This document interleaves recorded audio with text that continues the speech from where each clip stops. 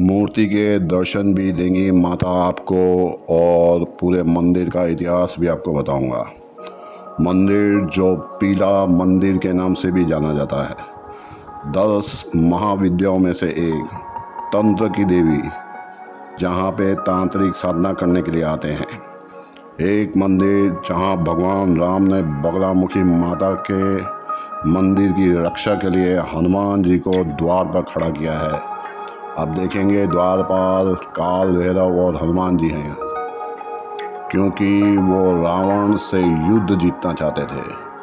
क्योंकि ये वो माता हैं जिसकी आराधना खुद रावण करते थे और उन्हीं की बदौलत उन्होंने सभी देवी देवताओं को परास्त कर दिया था। मंदिर में दोपहर 12 से 2 बजे तक लंगर चलता है। तो एक माता और मंदिर जो प्रसिद्ध है लाल मिर्ची के हवन के लिए।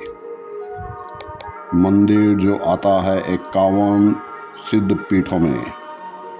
एक माता जो फेमस है पीले मंदिर और सब कुछ पीली चीज़ों के लिए। एक माता जो प्रसन्न हो गई तो कोर्ट के केस में जीत पक्की। अगर आप अपने दुश्मनों से परेशान हैं तो यहाँ आइए। माँ दुश्मनों की बुद्धि हर कर सद्बुद्धि देने वाली है। एक माता जिसके दर्शन करने के लिए बड़े बड़े नेता और राजनेता आते हैं मुंह मांगा वरदान पाने के लिए। ऐसा माना जाता है कि नरेंद्र मोदी भी इनकी साधना करते हैं। इंदिरा गांधी जी भी इनके दर्शन के लिए आई थी और प्रेसिडेंट प्रणब मुखर्जी भी जिनका आशीर्वाद लेने के लिए आए थे। एक माता जिसके खुद भैरव हैं महाकाल। हर माता के एक भैरव होते हैं, इनके भैरव हैं महाकाल। तो क्या आपका दुश्मन बिगाड़ेगा जब आप पर कृपा हो महाकाल की और माता बगलामुखी की।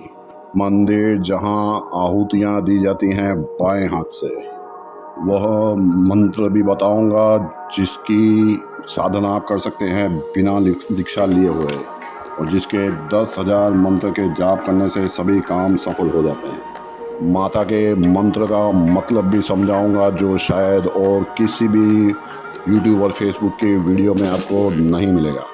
आपको ये भी बताऊंगा कि किस मनोकामना के लिए कौन कौन सा हवन किया जाता है और उसके कितने पैसे लगते हैं। तो अंत तक बने रहिएगा वरना कुछ ना कुछ छूट जाएगा। महाराज का नंबर भी बताऊंगा।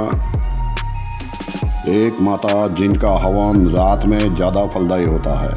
अक्सर हवन रात में नहीं किए जाते, लेकिन बगलामुखी के माता का हवन रात में किया जाए तो प्रभावशाली हो जाता है। जिनके हवन का फल सिर्फ 36 दिन में ही मिल जाता है अक्सर लोगों को।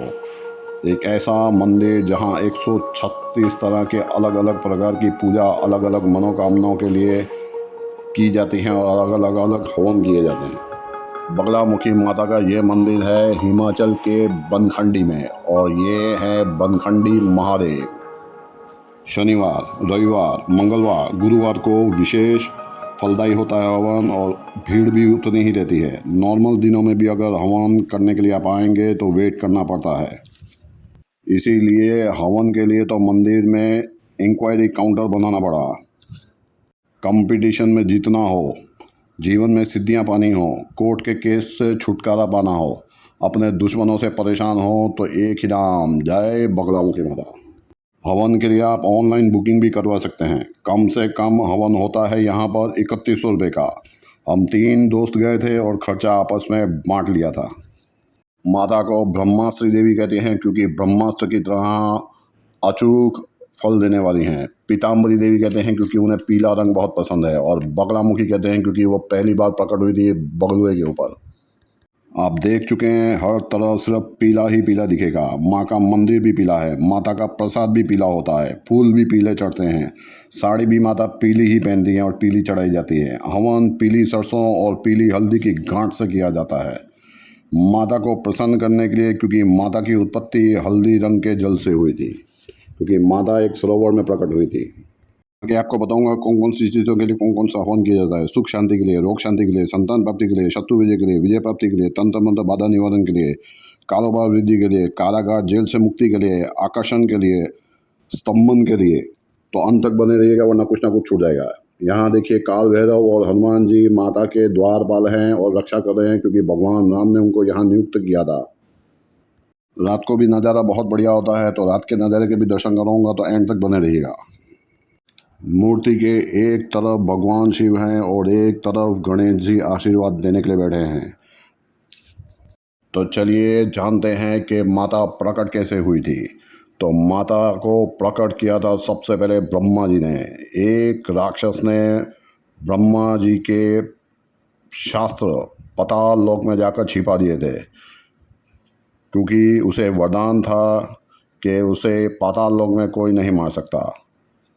तो ब्रह्मा जी ने आवाहन किया था माँ बगलामुखी जी का, जो सवार थी बगुले पे, इसीलिए उनका वाहन बगुला है और उन्हें बगलामुखी कहा जाता है।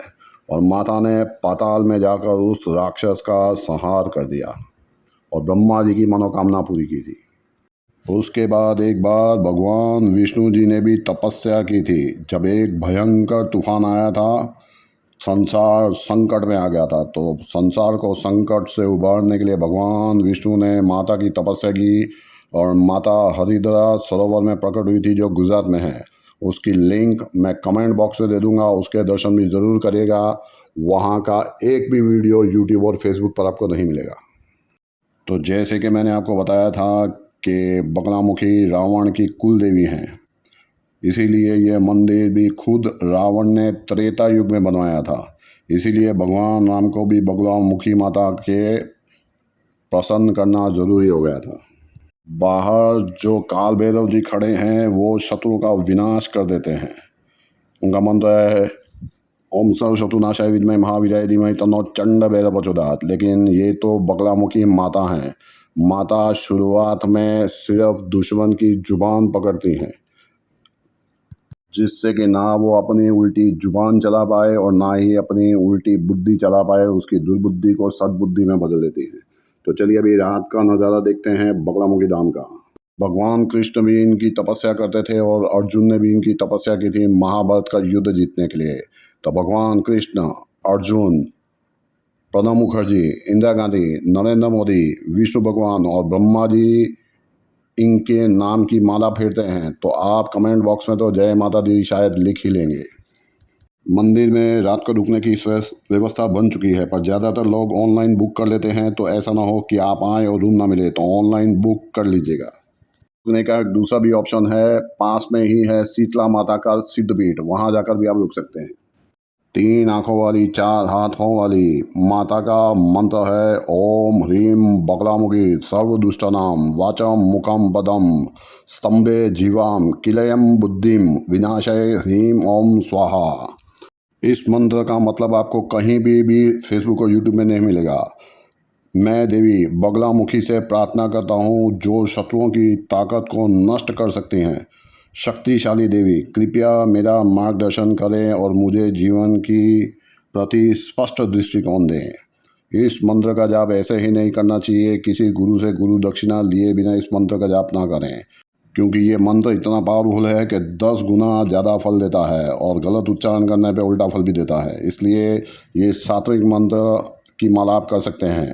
ह्रीम बगलामुखी नमः, ह्रीम श्रीम पीताम्बराय नमः। दुश्मन बहुत ज़्यादा परेशान कर रहे हों तो ही मिर्ची और नमक का हवन करना चाहिए। अक्सर लोग हिमाचल में 5 शक्तिपीठों के दर्शन करने के लिए जाते हैं, लेकिन यहाँ नहीं जा पाते क्योंकि ये थोड़ा सा रास्ता उल्टा पड़ता है। ज्वालामुखी से कांगड़ा जाने वाली सड़क पर, हाईवे पर ही है यह मंदिर। हाईवे से आपको थोड़ा सा नीचे उतरना पड़ता है। थोड़ा 22 किलोमीटर आपको अंदर जाना पड़ेगा यहाँ दर्शन करने के लिए, और फिर 22 किलोमीटर वापस। हिमाचल प्रदेश बनखंडी कस्बा, यहाँ पे आपको फ्री पार्किंग मिल जाएगी। 12 से 3 में फ्री भंडारा होता है। प्रसाद में भी आपको कड़ी और पीली दाल ही मिलेगी। स्तंभन की देवी हैं और सृष्टि में जो तरंगे हैं वो इन्हीं की वजह से हैं। तो चलिए अभी बात करते हैं कि कौन कौन सी मनोकामना के लिए क्या क्या आहुतियाँ दी जाती हैं और कौन कौन सा हवन किया जाता है।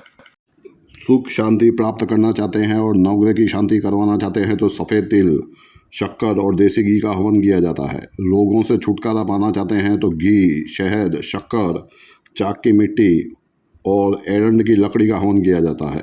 संतान प्राप्ति करना चाहते हैं तो अशोक, करवीर के पुष्पों से हवन किया जाता है। शत्रु पर विजय पाना चाहते हैं तो नीम के पत्ते, शक्कर, कड़वा तेल, लाल मिर्च और 6 नींबू का हवन किया जाता है। विजय प्राप्ति पाना चाहते हैं तो समेर पुष्प और पीली सरसों का हवन किया जाता है। तंत्र मंत्र बाधा निवारण अगर किसी ने किया है आपके ऊपर और निवारण करना चाहते हैं तो काली मिर्च, भूतकेशी, लोबान और चुड़ैल दाने का हवन किया जाता है। कारोबार में वृद्धि पाना चाहते हैं तो सफ़ेद तिल, शक्कर, शहद, कमल बीज और चंदन वुड का हवन किया जाता है।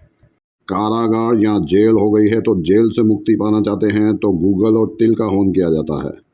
स्तंभन की देवी हैं तो नमक और हल्दी का हवन किया जाता है। वशीकरण के लिए शहद, तिल, घी और लाच का हवन किया जाता है। आकर्षण के लिए शहद, घी, शक्कर और नमक का हवन किया जाता है। तो शॉर्ट में अगर समझे तो दो तरह के हवन होते हैं, एक कड़वा और एक मीठा। तो आप समझ ही गए होंगे कि कड़वा किसे बोलते हैं और मीठा किसे बोलते हैं, क्योंकि सामग्री आपको बता चुका हूँ। तो अगर आज से पहले इतनी जानकारी अगर आपको किसी वीडियो में नहीं मिली थी और ऐसे ही 1000 मंदिरों के दर्शन करना चाहते हैं, हिमाचल के 25 मंदिरों के दर्शन करना चाहते हैं तो बेल आइकन दबा के सब्सक्राइब करें यूट्यूब चैनल रोज़ एक मंदिर के दर्शन। वीडियो को 5 व्हाट्सएप के ग्रुप में फॉरवर्ड करें और धर्म के प्रचार में मेरी मदद करें। माता आपको भी अपने धाम में दर्शन के लिए बुलाएं और आपकी मनोकामना पूरी करें। इसके लिए कमेंट बॉक्स में जय माता दी ज़रूर लिखें। बहुत मुश्किल काम है लेकिन करना तो पड़ेगा।